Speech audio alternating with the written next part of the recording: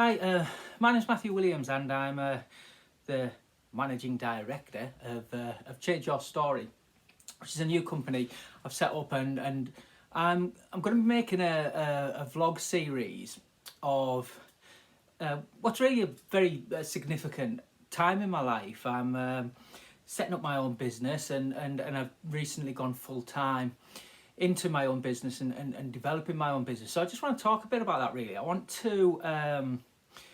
to journal, if you like, this period of my life.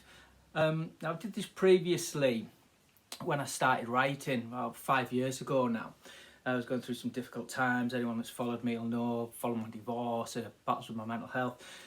And I just felt compelled to write about it. And it's just been incredible, the opportunities that it led to, which have ultimately led me to here doing this.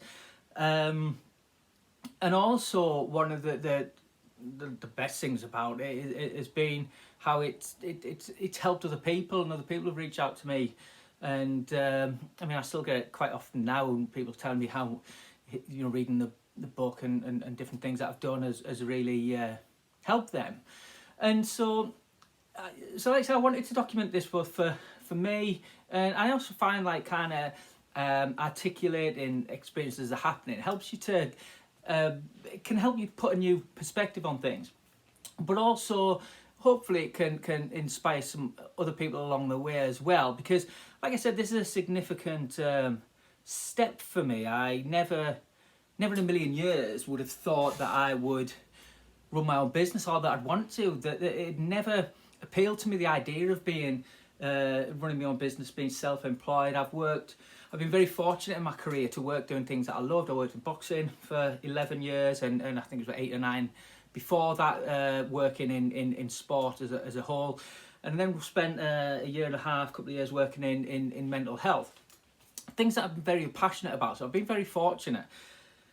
But, and like I said, I've never had the desire to go self-employed. And one of the things that I was always conscious of in my career, it's always been, my contracts have always been 2, 3, 4 years, none longer than 4 years. And so, and after that period, there would always be a period of restructure, so your jobs are under threat, and I was under threat of redundancy many times, and I was fortunate, touching any wood that's around, that I was never made redundant, although there was one time where my post was made redundant, and I did secure another post within the organisation, but it was at a lower salary. And so I've seen the kind of, a lot of people, get made redundant around me, and some have gone on their own following that, others have secured their employment. But it was always a big fear of mine, always a big fear being without a job, and the fact that I've seen it, can happen like that. And I'd been put on notice, literally out of the blue, no idea, suddenly get a letter, you're on redundancy notice, and and one of the things that started to kind of that helped me, I guess, in terms of managing that mindset, was when I started writing, because there was something that something I could do just on my own. I didn't need anyone else around me. I didn't need, all I needed, if I had somewhere to type, and a tablet, a PC to put it out into the world, I could produce and create something. I could connect with other people, and and I'd been paid for some bits here and there. So it was knowing that if I was made redundant, then the very next day I could write something and get paid for it, was that was a kind of step forward for me, I guess, in terms of my mindset. But also then there's something about, like I said, I've always been fortunate to work in things that I'm passionate about, but nothing has come close to the satisfaction that I've had from developing my writing and creating something myself, and seeing that in terms of the website that I created, in terms of my the books that I've published. There's just something, again, it's like a direct connection between me and whoever reads it, and I've created that, and the just something in that is now, I guess, has got me wanting more, I suppose. And in terms of why now and why I'm taking this move, so it was my idea, really. I was thinking, well, I had my job, which I love doing, and I had my other stuff, my own stuff that I was doing outside of my job. And, you know, it's hard work. I mean, you know, I do work hard, and, you know, it doesn't feel like hard work such when you love what you do, but, you know, it's still tiring and whatever else.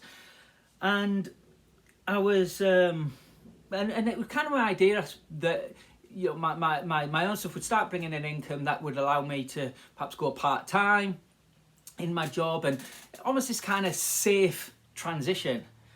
But really, I just don't think life works like that. Without going into the detail, life kind of kicked me up the backside and forced me to make a choice.